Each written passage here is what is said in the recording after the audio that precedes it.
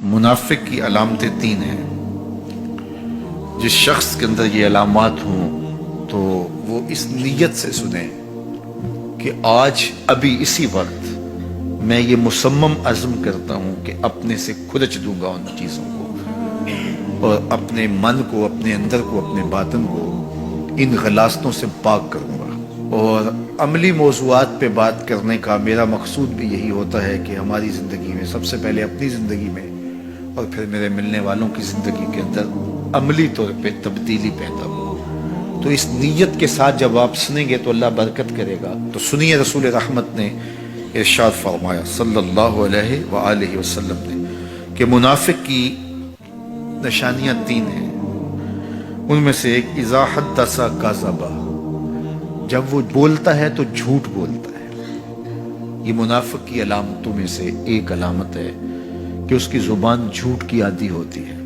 زندگی میں جھوٹ سے اپنے آپ کو بچائیں، یہ زہر قاتل ہے، اندر اجاڑ دیتا ہے، آپ کا معاشرے سے اعتبار ختم کر دیتا ہے اور آپ کی رسوائی کا سبب ہے۔ دوسرا ارشاد فرمایا وَإِذَا وَعَدَ أَخْلَفَ، جب وہ وعدہ کرتا ہے تو وعدہ خلافی کرتا ہے۔ یہ منافق کی علامت ہے کہ وہ وعدہ پورا نہیں کرتا۔ میرے حضور کسی سے وعدہ کرتے ہیں کہ تیرے آنے تک یہاں کھڑا ہوں، اور وہ جا کے بھول جاتا ہے۔ میرے حضور 3 دن کھڑے رہتے ہیں، 3 دن کے بعد اچانک وہاں سے گزرا، دیکھا تو حضور کھڑے ہیں۔ بڑی شرمندگی ہوئی، ڈرتا ہوا آگے بڑھا، صرف اتنا کہا یار تو نے مشقت میں ڈال دیا۔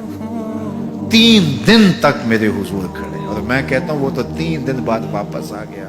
وہ نہ آتا 3 سال بھی کھڑا رہنا ہوتا، میرے حضور کھڑے رہتے کہ میں نے اس سے وعدہ کیا ہوا ہے۔ اور میں اور آپ دیکھیں کہ ہم کہاں کھڑے ہیں۔ ہم کسی سے وعدہ کریں، ہم خود وعدہ کرتے ہیں تمہیں 6 ماہ کے بعد پیسے دیں گے، وہ بیچارہ 6 ماہ کے بعد بھی جو ہے وہ 1 ماہ اور اوپر گزار لیتا ہے کہ چلو کوئی بات نہیں، اور ہم اس کی موت کی دعا کر رہے تھے یا اللہ فوت ہی ہو جائے تو اچھی بات ہے۔ تو پھر ہم کہیں کہ اللہ کی رحمتیں ہمیں نصیب ہوں۔ یار وعدہ کیا ہے، اپنا تن بھی بیچ کے دینا پڑے تو دیں۔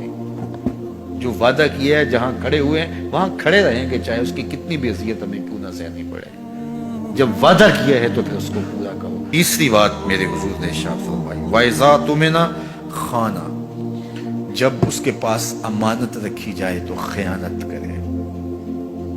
اس کے پاس پیسے رکھے جائیں، دولت رکھی جائے، کوئی زمین اس کے نام کوئی کر دے کسی وجہ سے، کوئی اور اس کے پاس امانت رکھ دے تو وہ اس میں خیانت نہ کرے، بلکہ آپ کے پاس کوئی بات امانت رکھی جائے تو اس کو بھی جو ہے وہ لوگوں تک نشر نہ کرے۔ تمہارے کان میں اگر کوئی بات کرے تو وہ امانت ہے، جب وہ بات کر رہا ہو تو دائیں بائیں دیکھ رہا ہو، تو پھر اس کا مطلب یہ ہے کہ وہ یہ چاہ رہا ہے کہ یہ بات کوئی اور نہ سنے، تو پھر صاحب امانت کو چاہیے کہ کوئی اور نہ سنے۔ یہ امانت ہے اور اس امانت کو پورا کیا جائے۔ اور چوتھی علامت یہ ارشاد فرمائی منافق جب کسی سے لڑ پڑتا ہے تو گالیاں دیتا ہے۔ ہمارے دین نے ہمیں گالی دینے سے روکا ہے۔ اپنی زبان کی پاکیزگی اور اپنی زبان کی طہارت کا سامان کیجیے۔ آپ کسی بھی حالت میں ہوں، آپ کے اوپر کوئی کتنی بھی زیادتی کر رہا ہو، آپ کو کوئی تھپڑ بھی مار رہا ہو، تو آپ اس کا مقابلہ ضرور کریں، لیکن آپ کی زبان گندی نہیں ہونی چاہیے۔